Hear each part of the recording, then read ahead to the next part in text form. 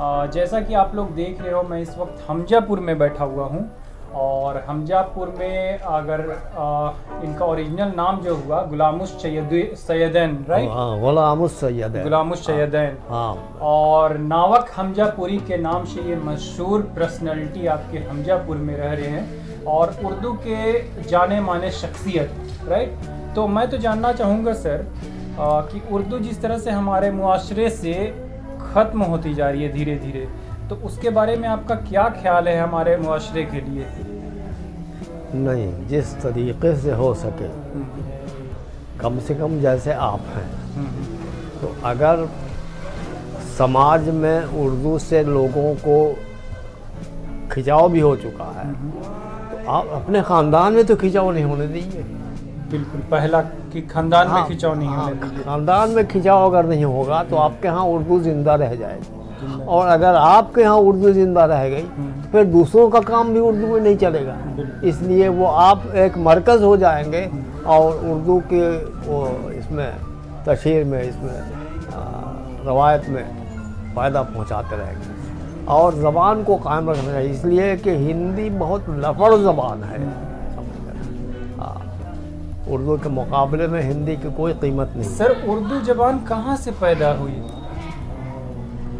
उर्दू ज़बान तो क्या कहिएगा, मुस्लिम हुकूमतों से शुरू हुई। बाहर से जो लोग आते गए, उर्दू वाले फारसी वाले, ये वाले वो वाले, अपना जो रह गए। और शुरू में जो लोग थे बाप दादा से जो बाज़ मरकज़ हैं, अफसर घाटी जैसे मरकज़ हैं, तो इसमें जो है वो शुमाली महल्ला। आप ये जानिए कि अगर उर्दू फारसी ज़िंदा नहीं रहती तो आज जैसे उसको उत्तर महल्ला लोग कर ले रहे हैं, उत्तर महल्ला रह जाता, लेकिन आज तक शुमाली महल्ला है। इसलिए जाहिर करता है कि यहाँ उर्दू कभी इसमें रही है, ताकत में रही है। अच्छा, ताकत में? हाँ बिल्कुल, हाँ, रवाज में रही है। उसके बाद वो काजी महल्ला है, तो ये है वो है। तो माशाअल्लाह अपना ये था।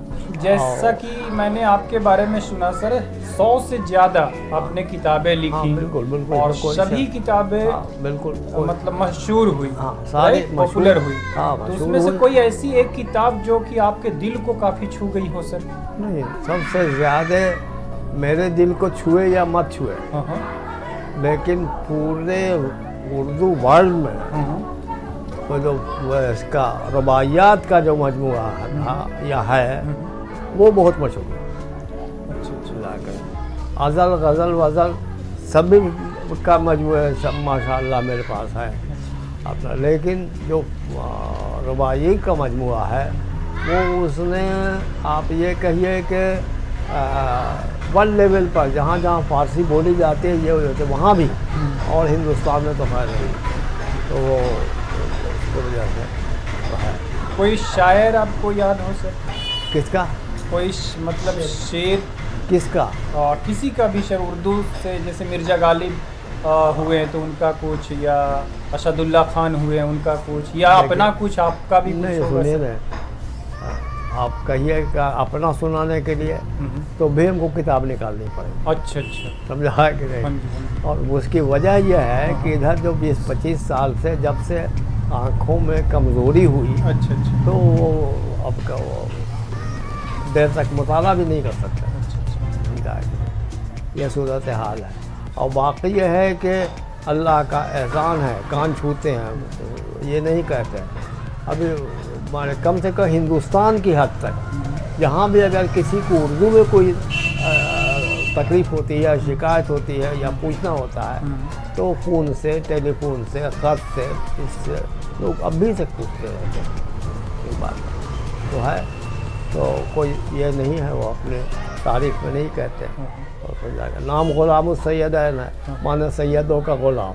तो जो गुलाम हो कौन चीज़ करेगा, चल रहा है, अच्छी बात है। अच्छा, कोई नहीं। कोई ऐसी उर्दू की किताब सर जो आम पब्लिक को, आम जनता को पढ़ना चाहिए, उससे बहुत कुछ मिल सकता है आज के ज़माने के हिसाब से? देखिए बाबू, उसमें वाक़िफ़ आप हमसे मुआफ़क़त हो राय में या नहीं हो, सवाल किताब का नहीं है। सवाल इसका है कि आप में जो वो ख्वाहिश है वो किस हद तक मजबूत है। फिर किताब की आपको इम्पोर्टेंस नहीं रह जाएगा, वो आप ढूंढ करके निकाल लीजिएगा कब्र से, जैसे मुर्दे को निकाल। इसलिए किताब का कोई इम्पोर्टेंस नहीं, इम्पोर्टेंस है वो जिस अब अदबियात में भी बहुत सी असनाफ है, अब उस असनाफ में से किससे आपको लगाव ज़्यादा है ये आप जानिएगा। बाद में ज़्यादा रीडिंग करते करते आपको अब पर भी ये खुल जाएगा कि हम किस काम को ज़्यादा आसानी से कर सकते हैं। बाद लोग अफसाने लिखने लगते हैं, बाद लोग कुछ करने लगते हैं, बाद लोग कुछ करने लगते हैं। तो ये सूरत है। तो उसमें ज़बान के इम्पोर्टेंस से ज़्यादा इम्पोर्टेंस आदमी का इम्पोर्टेंस है और आदमी के माहौल का इम्पोर्टेंस है। आप ये बतलाइए कि घर से जो निकले थे तो हम आपके उर्दू फारसी ये सब के अलावा कुछ नहीं जानते, लेकिन जैसे ही बाहर गए, स्कूल में पोस्टिंग हो गई और एज हेड मास्टर पोस्टिंग हो गई, तो फिर काखा गाघा सीखना शुरू किया। सब जाना 5 रुपए की एक किताब ला करके सीखा काखा गाघा, और उसके बाद फिर हिंदी को छुआ नहीं किसी किताब को, इसलिए कि जो बात आप बोल रहे हैं वो आप अरबी लिपि में ना लिख करके, फारसी लिपि में ना लिख करके हिंदी लिपि में लिखिए, कौन रोक रहा है। तो इसलिए बहुत बड़े बड़े कान छू के कर रहे हैं इन लोग। लड़के जाते हैं डिस्ट्रिक्ट सुपरिटेंडेंट ऑफ एजुकेशन के मातहती में हेडमास्टर के सूरत में पूरी ज़िंदगी गुजारा, और कोई भी चिट्ठी बाहर भेजनी होती थी सुपरिटेंडेंट को तो बुला करके भेजवा करके, आदमी बुला करता क्या हो देख तो बाहर भेजे क्या। तो ये हिंदी का कोई अल्लाह का। और आपकी उम्र क्या हो रही है सर? लगभग 90 ईयर्स। हाँ।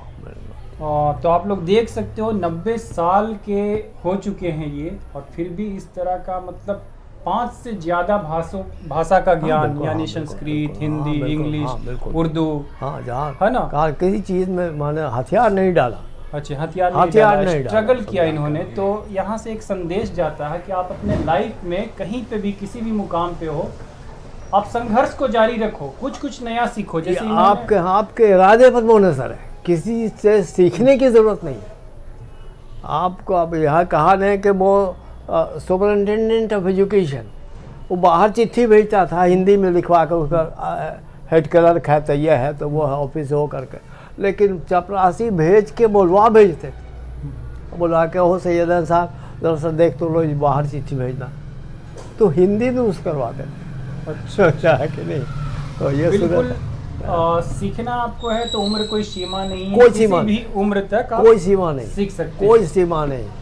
So thank you so much guys for watching this video, and we will meet in next video.